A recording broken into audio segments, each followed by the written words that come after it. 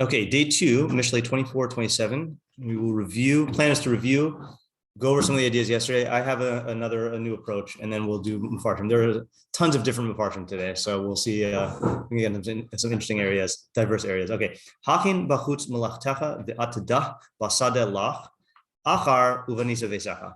Prepare outside your work and ready it in the field for yourself. Afterwards, build your house, or you will build your house. So, and then we did have 2 different translations also. Art Scroll says, prepare your work outside and provide for yourself in the field, then build your house. Alter said, prepare your task outside and ready it for yourself in the field. Afterwards, you will build your house. Okay, questions. What is your malacha outside? And outside of what specifically, especially if the house isn't built yet? 2, what are you doing in the field? How do we differentiate between the first 2 clauses? Right, presumably you're doing malacha in the field. Also, if you look at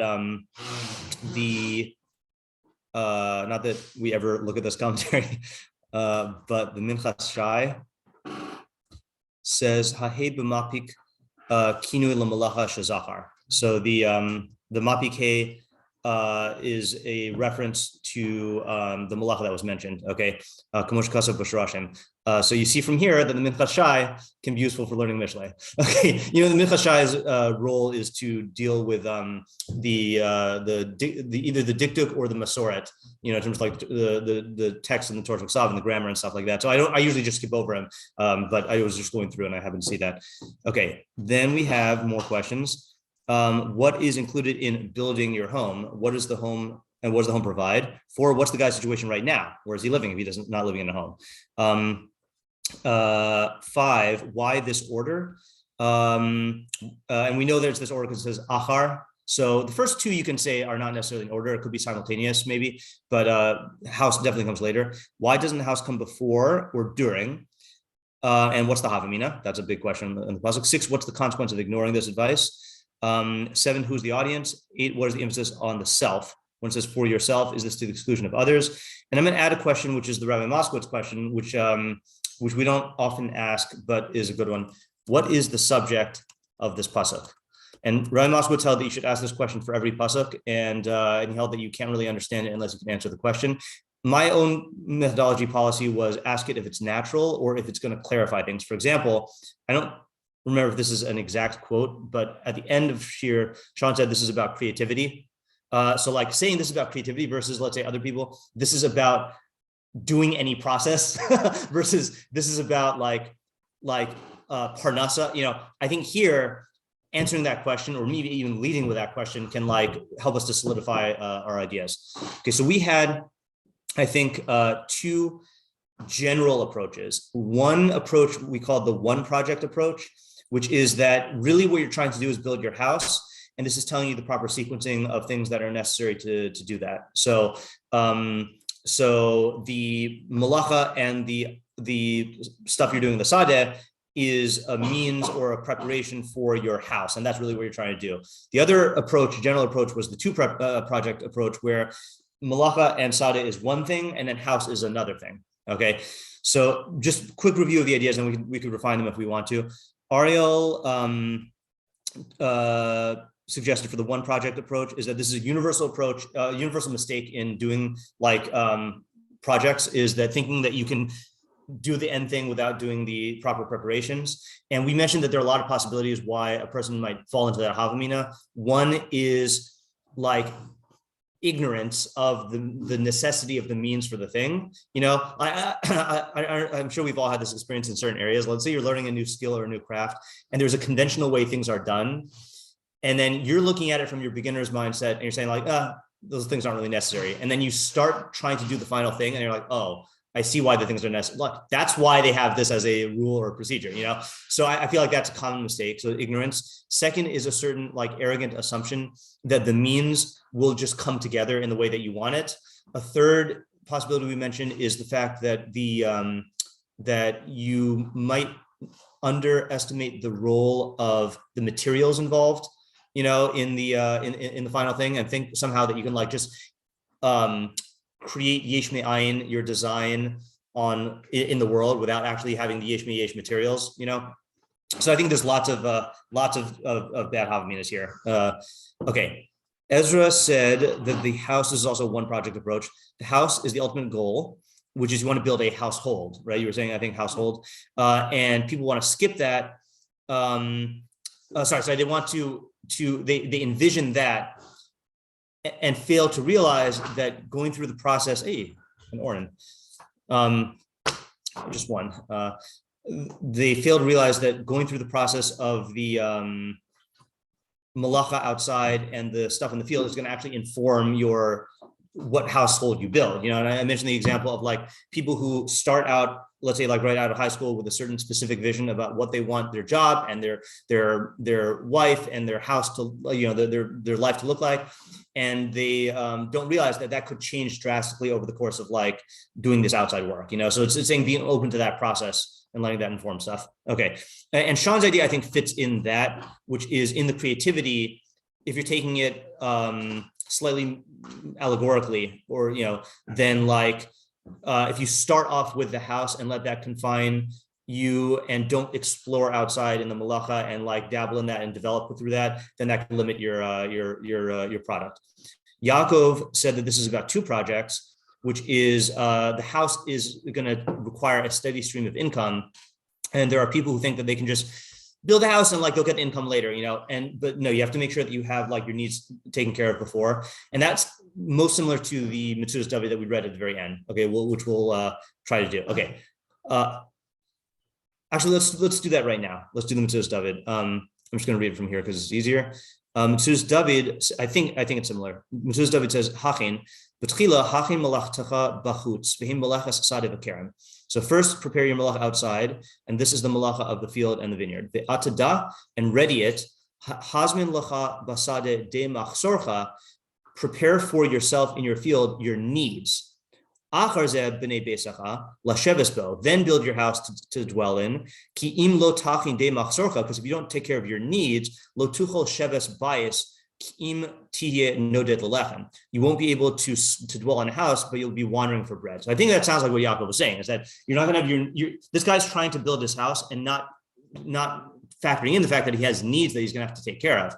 So the question here is, why do we even need the first clause? Right? Why is it talking about the Sadeh and Keren? Really, the essence seems to be atada, basadeh lach, to take care of your needs. And it's possible that Metzudas David holds that the whole first two clauses is just like an elaboration on taking care of your needs, and like Sadeh and Keren were the ways that people did that. Yeah. Well, it seems like there's two parts, which is that it's not just enough to do a little bit of work and then build your house. Yeah. You really need to have everything set figured up. out. Yeah, right. And that's the first part is the preparing. Okay. And then, and then really having the income flowing. Okay. Yeah. And then you're ready. All right. That makes sense. Okay. So just to spell out the Havamina, then I do think also. Okay. So here's the problem. The real problem is that we relate to practical decisions through the superego, not through practicality. So we oftentimes fall into the trap of relating to it as, I'm supposed to do this before I do this. So you, instead of viewing it as how is this actually a means to the end, you view it as like a checklist. So the nafkamina is like, oh, if I dabble in this, or then I can check, I'm yotze, and you don't really set up everything you need. And that's the emphasis on lach and malachtecha, is like, make sure it's your actual needs and they're being fulfilled before you dive into the thing that requires them. Yeah. I think it's also a two-step havamina here. Yeah. Like first is a havamina of like, have a plan. Yeah. And then there's a havamina of like, if you have a plan, you're fine. Yeah. Really, like, it's not good enough to be like in law school, like ready to be like, exactly. Yeah. Right. To actually have like graduate and have a job. Yeah. Okay. That's a good, yeah. Having the plan is not implementing the plan. Right. Yeah. Yeah. Maybe this is also what's implied, similar to what David was saying about the getting your hands dirty in the field, that there is the preparing your malacha, but then there's actually like doing it in the field, that you do need to like think about it in a way that goes into all the particularities and it makes it as real to you as possible, because otherwise you're not assessing your needs. And in fact, I think you can maybe apply this. I don't remember what your Derech Nister approach was yesterday, but applying this to the house that is the self is that finding your needs So we're talking about your material needs, okay? But making sure that your psychological needs are met before you attempt to build the house of whatever your perfection is. That's a big thing also, right? Like, again, when I first, when I was in high school, Rabbi Fox, who was the principal, would never tell us what yeshiva we should go to. He had this elaborate questionnaire, and I don't know, it was something like 40 or 50 questions, where we had to like rank how important different things are to us. And then he would compile the data, and then he would present like 3 to 5 different options, and then talk through what the options are with us. And so I remember, when a bunch of us were considering going to YBT, this was in the old building, and like one of the questions that was very relevant was, how important is it for you to be physically comfortable? Because the way he said it is, he said, it's not the Taj Mahal, and like living, for some people, living in squalor would interfere with their ability to actually thrive in learning. And the contrary example, I don't know if this is still the golden standard, but in our day, Reshit was like the luxury yeshiva, still is okay, fine. And if you misdiagnose that, like if you think that you need the luxury, but you don't, you might be missing out on a huge opportunity for learning. And conversely, if you don't think you need that, and you just say, oh, I'll survive in squalor, and let my clothes get torn by the walls of the yeshiva, then and then you get there and you're not happy, and that could be a big thing, Yeah.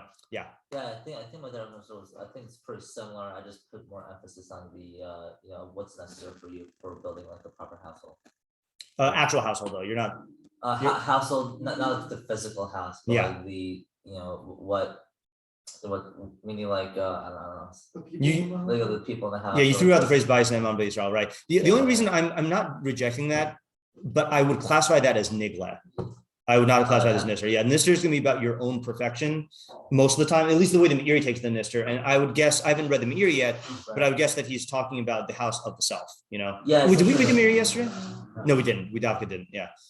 Yeah, I mean, it's interesting because like I thought that was like kind of like in terms of your own perfection. I mean, like if you don't have the surrounding people to help better you, then like your own perfection will diminish.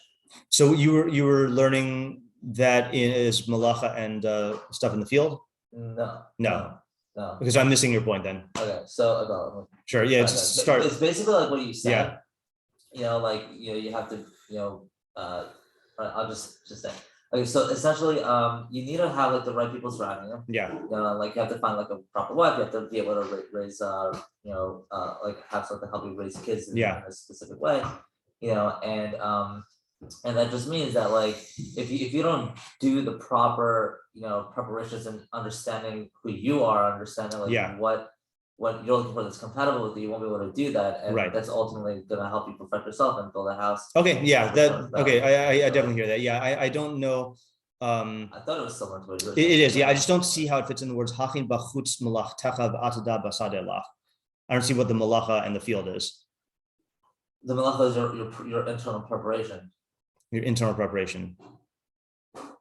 In really understanding what your needs are. Okay, I see the similarity. Yeah, Oren.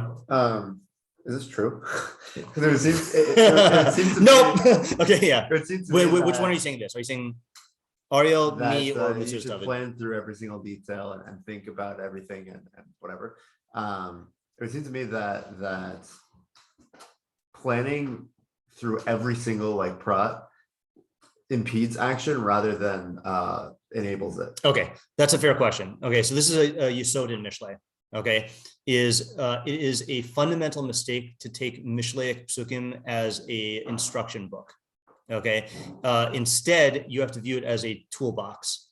Okay, so there is, and the best the best proof for this is Koheles. Okay, I'm just trying to plug the favorite Megillah here. Is the famous pasuk or series of pasukim in Koheles, which was made into a song.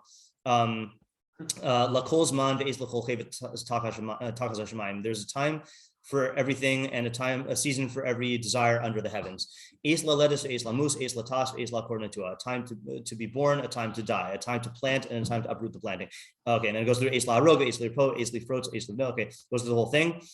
So my understanding of that is that there's no such thing that is intrinsically good or intrinsically warranted for every scenario, right? Everything is context dependent, So in terms of advice like this, which is stating it is in the form of an absolute, only a Sith deals in absolutes, but that was an absolute. But yeah. Yes, I know that's the classic refutation, and that's why you don't join the Sith order, or the Sith order. This is a guideline and a toolbox, or in your toolbox, and you need to know when to apply this and when to apply the other thing. Okay, so for example, there are times when, let's say here's an example when you shouldn't do this. Okay, there are time-sensitive steps in terms of a person's life or time-sensitive opportunities, and if you try to do this, the opportunity will pass. Right, that's one very, very common thing. Here's another one: is that there are personalities that can get so caught up in the planning or the decision-making paralysis that they end up leaving off the last half of the pasuk. They just prepare their malacha, and they don't actually build the house. There are times when, in order, you're so stuck in a certain mode of life or way of thinking or way of decision-making or plan that you need to break out of that by throwing yourself into a new scenario. So there are lots of reasons to not do this, but that doesn't make this not true. Okay, and the way that this is true is that there are many times when if you don't do this step, you are just going to fail, right? Like if you don't make sure that you have your needs taken care of and you have the income, and then you just throw yourself into a new, like a new career or a new city or a new school, then it'll just be a dumb decision, right? So this should be on your radar as a principle that you need to see, do I employ this in this scenario? That was a very important question about all of Mishlei. Yeah. Can you just summarize what the idea that we're... So we're saying, I think, 3 ideas. We're saying the Metzudas David, which is that you should take care of your demach zoracha, make sure that all your needs are taken care of before you involve yourself in something like a household that is going to require the steady stream of income. This was Yaakov's idea. And I'm adding the nuance that you should do it in a detailed way and not just do it in a super ego amyote way, Then I applied it derech nister, that for the household of the self or building the household of the soul or whatever it is, then you should take care of your psychological needs and physical needs, because you can't perfect your soul if your body is lacking. That's the Rambam Perek Gimel of Deos. And then Ariel was saying a similar thing for this as well. Yeah, those are the 3 ideas. Yeah. Okay. All right. So let me try out this other approach. I only worked out this approach halfway. So I was thinking about the question of outside of what, and I was saying, well, it clearly just means outside. So instead of assuming that Bachutz is telling you something specific, I was trying to take it as a literary device. Okay, which is, obviously you're doing malacha in the field outside. You don't need to say that. So why is he emphasizing outside? So what I want to say in answering Rabbi Moskowitz's question, what is the subject of the pasuk, is security. Okay, so I think that, and this could lead, maybe this is just going to lead to one of our other ideas, but I think the reason why people want to build a household first is because they want the security that comes with having a house or a household. And the mistake is to realize that you have to go through steps of insecurity in order to build the thing that's secure. And if you try building the thing to obtain the security before taking care of the means, you won't get the security, So the emphasis of you have to go outside, there are people who, let's say, I've known people like this, let's say that are raised in their parents' house, and then they immediately marry and have some sort of financial support system or whatever, and in their minds, it's oh, okay, I'm secure, but either it's not real to them that you can't be supported by your parents forever, or they haven't faced the parts of themselves that require what is now called hashtag adulting, of doing taking care of your own needs, or they haven't faced the insecurities that come with trying to find a career. You need to force yourself out of that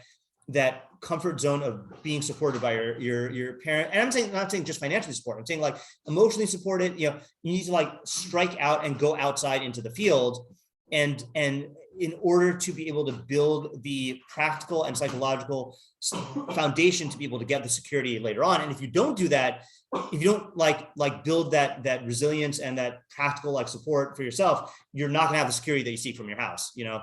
So I think this is compatible with lots of approaches, but I'm just trying to explain why it says outside and like inside, you know? Yeah. I have another take on brachos. Yeah. I think is compatible with this. Yeah. That it's brachos because it's not the thing that you're going for. It's something external to that. Like, Yeah. You have a goal. Okay. Right. And you need Right. to specifically be doing something outside of that. Right. That's good. That's good. That's a good point. That's a good read on the befoots. Okay. So let me show you another approach from the Ralbag. Now, Ralbag holds that Mishlei is about all perfection, and he will include in his shot things that are in the Meiri's derech nister. Okay, so a lot of his pasukim are about methodology and thinking, and that's one of them. And I don't have the Ralbag in the packet. I'm sorry about that. But this one I think is the closest to what David was saying. Okay, is he says, sorry, I don't have another packet, but this is not the packet anyway. Hachen melachtecha b'chutz v'hu ma sheyitztarach lach l'haktim mehamuchashos. This is what you need for yourself to proceed with the empirical data, is what we call it, muchashos, things that you sense, sensory data. And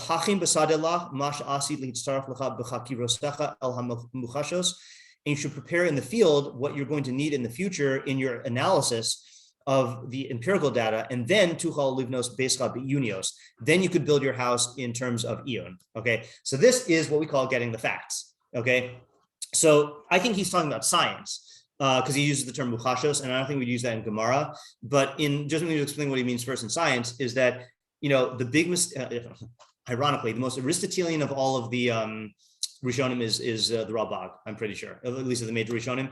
And this was Aristotle's big mistake, is that, you know, in Aristotle's time, there was no scientific method, and they called it natural philosophy.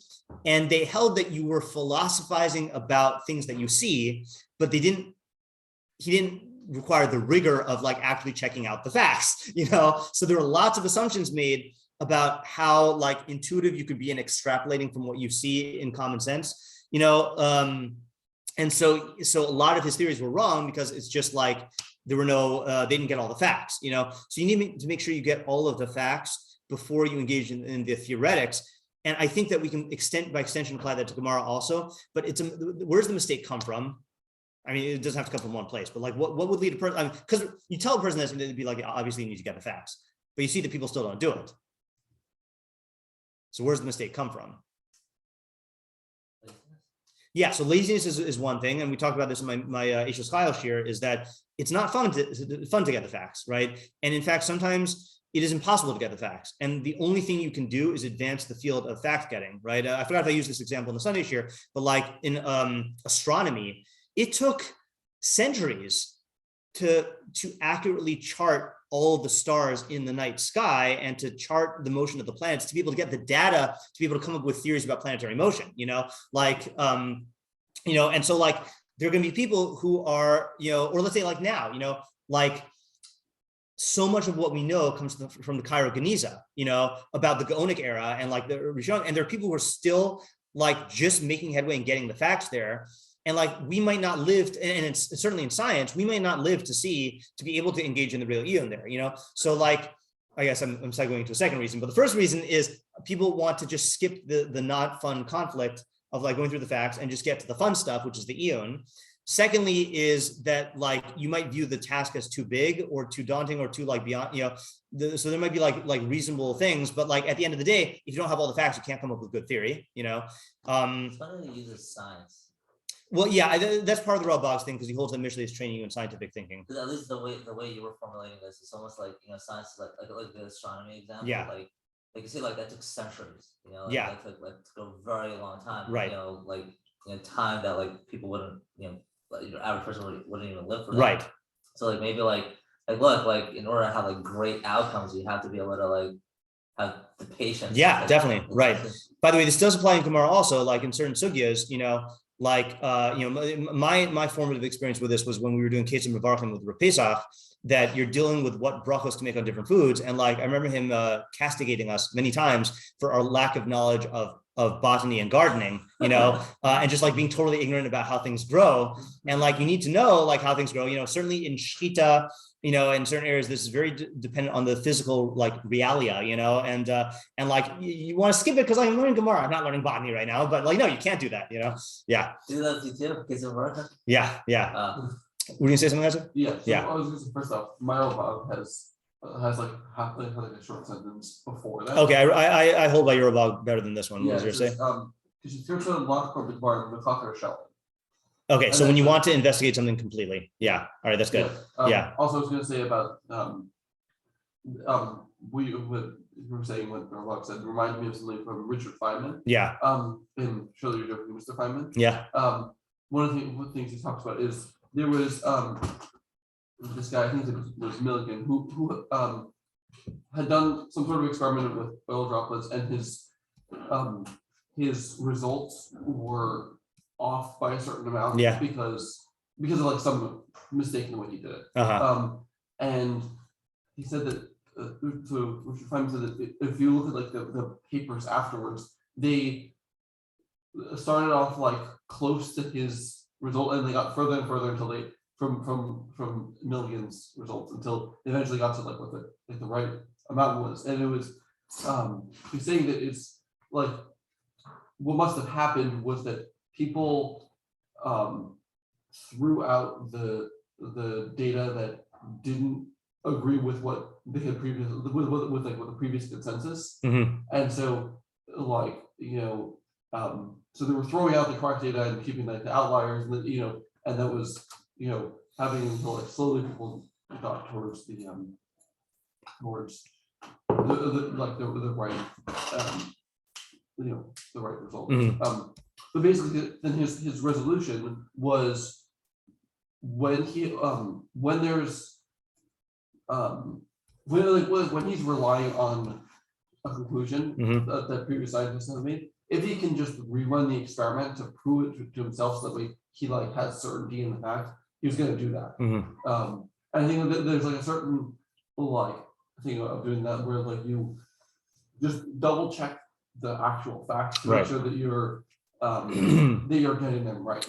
Like and the laziness can creep in there also. Like when you like when someone like let's say you're reading a Rishon and the Rishon quotes a Gemara. And you could just read what Rishon says and assume you're getting the full picture of the Gemara, but it's not going to be the case. Okay, correct. Yeah. All right. I want to do just go on a meta-meta-rant.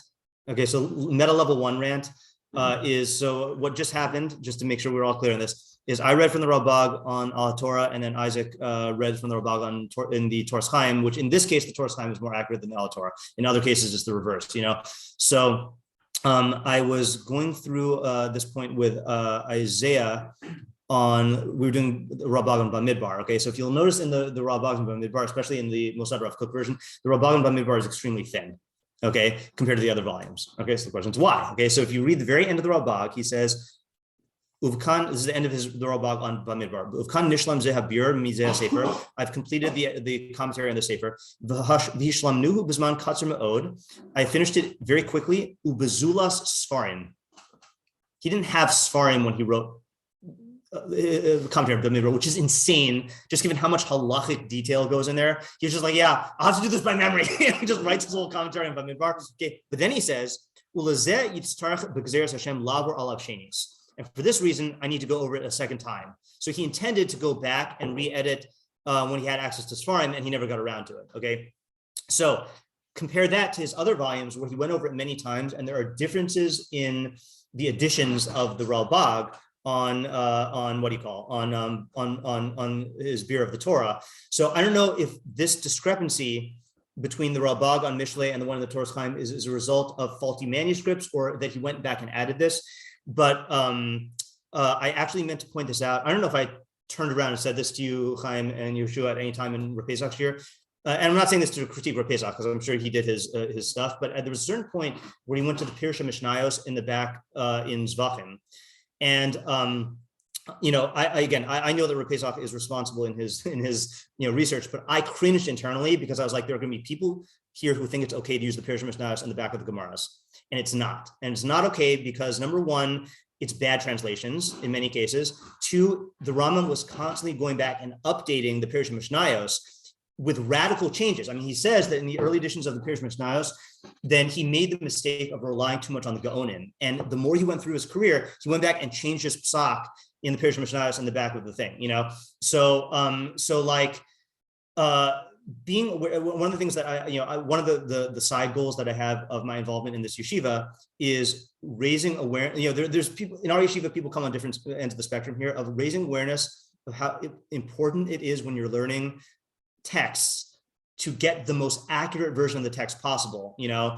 And like, again, in my day, like that awareness was raised by people like Rabbi Zucker, you know, but there would be people who, like, I tried to erase it from my memory. I think I saw someone trying to grab like one of the bad Ramams up there, you know, and like it took all in me to not pull a Pinchas on him, you know, and skewer him on the spot, because I think that's a halacha Moshe Sinai.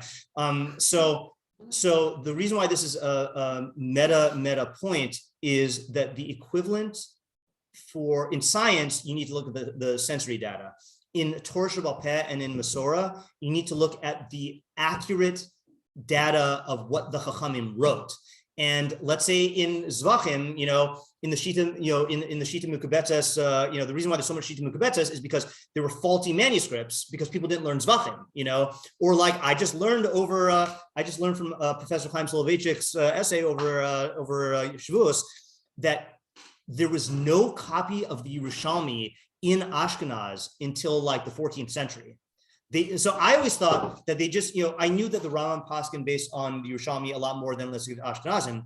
I thought that was a matter of like, you know, a difference in psak. They had no copy of the Yerushalmi, and that reinforces that they weren't interested in it. So if you see, for example, if you see one of the Ashkenazim quote the Yerushalmi, you know, it means that they're getting it from hearsay or from quoting from someone else, and you need to like actually look that up, you know. So in order to implement this pasuk in our learning, we need to actually, according to the Ralbag, we need to actually like make sure that we're working with the words that these chachamim wrote. And you see, it was reminding me in Rapezak here with the Rashis, you see how much turned on little words in the Rashi, because our chachamim write in a very, very specific way. And if you had a corrupt girsa of Rashi, again, look, Al HaTorah was founded by Rabbi Nevetsky because there was no critical edition of Rashi available, right? And so he wanted to make one, and everything grew from there. And there are still people who will go and just use the Rashi in the Art Scroll because they assume, oh, Art Scroll is a publisher, they know. Well, guess what? Art Scroll doesn't care about manuscripts of Tanakh. Beshita, they don't care about manuscripts of Tanakh, whereas Koren does, for example. I don't know what their philosophy is about Rashi, but like, you know, okay, meta-meta-rant over. Yeah. I was learning Pirkei Avos, the Rabbeinu on Pirkei Avos. Yeah. With meforshim, and we were using two different girsas, and they were radically different in a lot of ways. Yeah. But at one point, it quoted a pasuk. Yeah. And in one edition, it inserted the word "low" into yeah. That's bad. Okay. I think we would be remiss if we didn't go to Chazal's interpretation of this. Okay. And by the way, again, I want, for some reason, I assume that people know how to do stuff on Al Torah. If you want to, so I'm just going to try to talk it out here. So let's say I want to search for something on Al Torah. If you highlight it and you just go chipus, it will do the search for you. Okay. So search. Yeah. I use the English interface, the Hebrew interface, but you can use English. So there's one Gemara that talks about this. And I think this is the one you were referencing. And Rashi brings down the Gemara also, but I feel like we should just look at the actual Gemara. Whoops.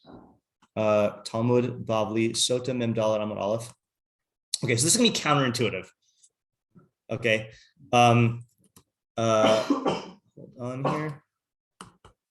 Oh, sorry. This is just my computer's getting a little slow again. Okay. Tanu Rabbanan. So the pasuk says Asher Bana, Asher Nata, Asher Eras. Okay, so this is on. Is this it? No. That's not a quote though. Asher Bani. Anyone know where that is in Kisete? Asher Nata. I think it's Asher Natata, or is it in Kisavo? No, it's in Kisete. Okay. Or is it referring to the one in Kisavo? It says it in that order.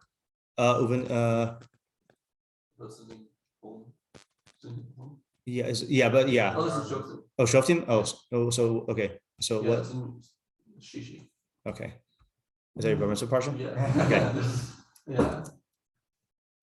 Hold on here. Parsha. See, I'm looking up the pasuk like Isaac said to do.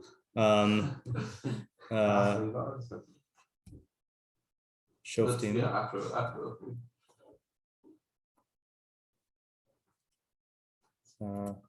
Oops, I went too far. Yeah.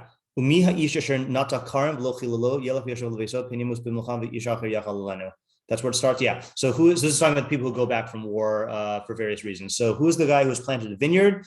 Okay, and not doesn't mean desperate here. What's the word?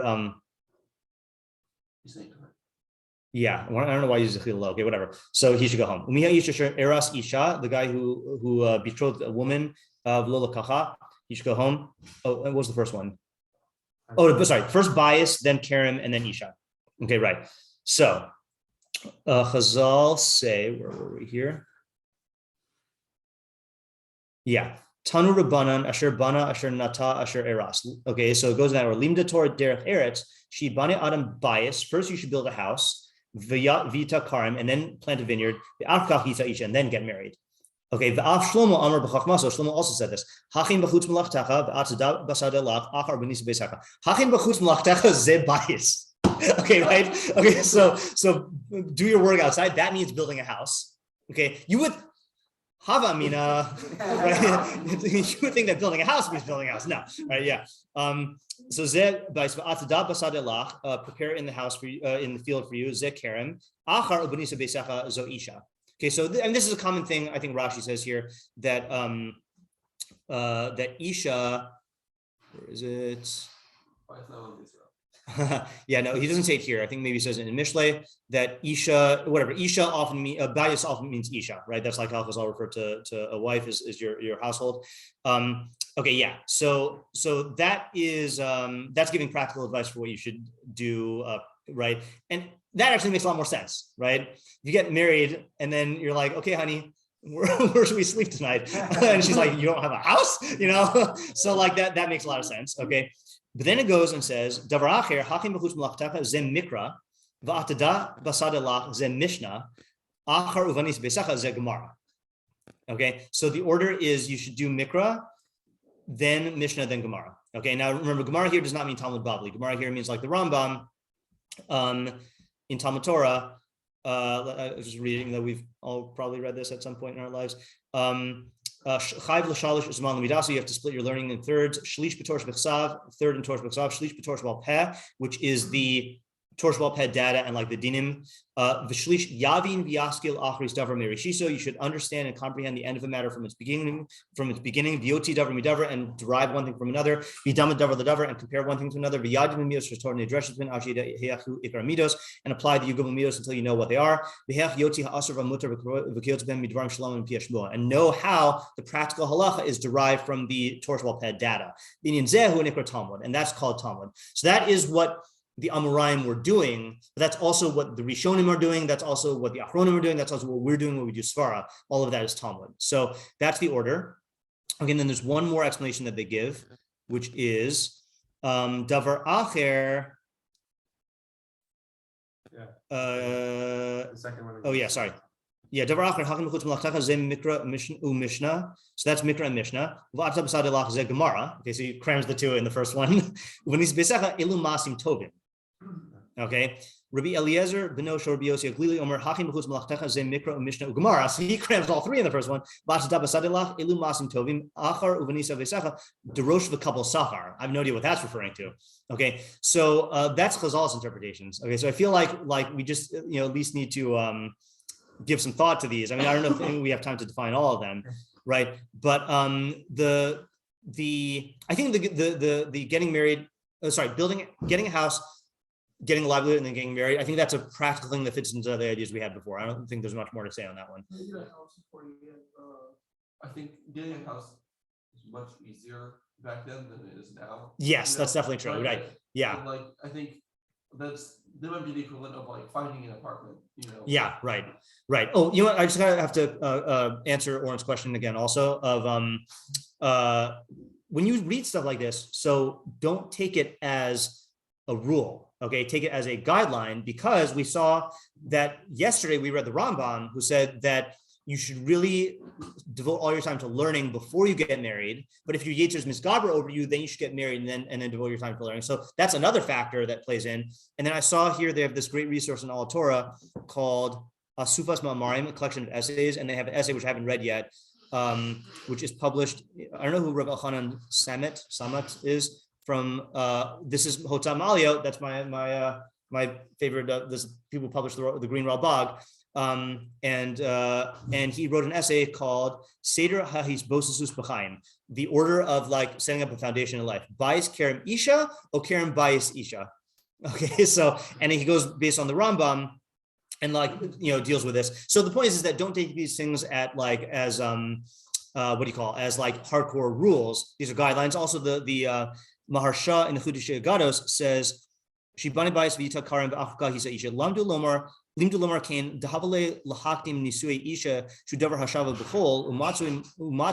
you would think that you should get married first because that's something that everyone does, and it's more common. Bias, but getting a house, that's less common.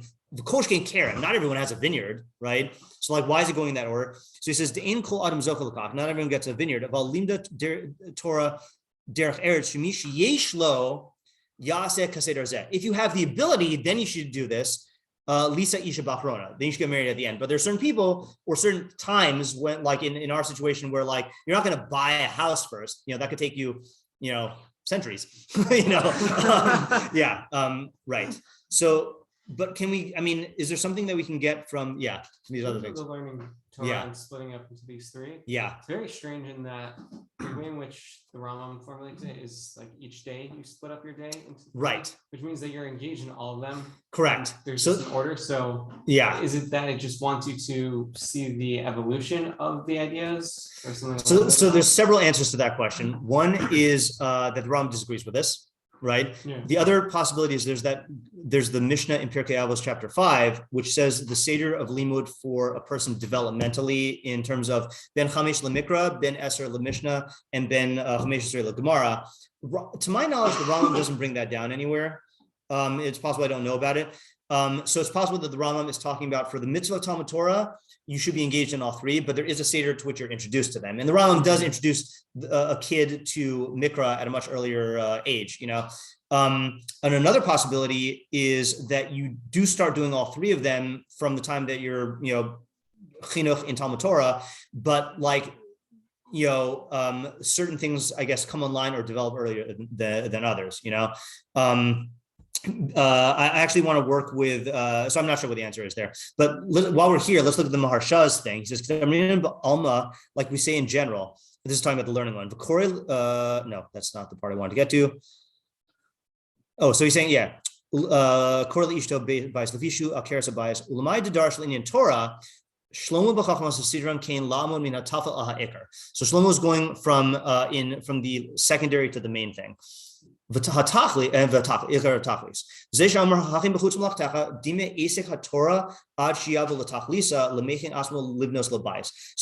comparing someone who prepares malach outside, the malach of the Torah, to building the purpose, which is the house. Mikra is only a preparation to learn Mishnah.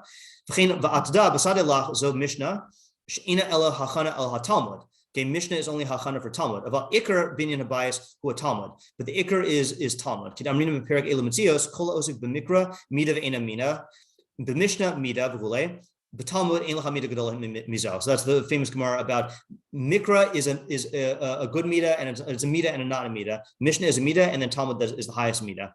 So this is something that we have to, again, we always have to re-examine our curriculum. Our curriculum does not follow this. And again, I blame Rabbeinu Tam, or I praise Rabbeinu Tam, depending on where in history we are or what your philosophy is. Because Rabbeinu Tam is the pasuk we rely on, that we don't do mikra because we get it all through mikra or mishnah because we get it all through Talmud Bavli, but that was a change from, let's say, other things that follow the Seder. But you got to wonder, are we missing out on by not following this? Because we definitely don't do this, and the schools don't do this. All right, we didn't get time to analyze this. but there's a lot more here. And there's a lot more meforshim we didn't do, but at least we got some ideas. Yeah, well, let's just summarize really quickly the takeaways. The new takeaways. We had the Mitzudas David about preparing the stream of taking care of your needs before you build your house. Then we had the Derech Nisra of preparing your internal needs before you take care of that. And then we had my application of security, taking security and stuff. And then we had the Ralbag of making sure you get the facts before you do the theory. And then we have Chazal's interpretations here. And we have my rant. Okay. All right. There we go. All right. Have a good day. Thanks for coming.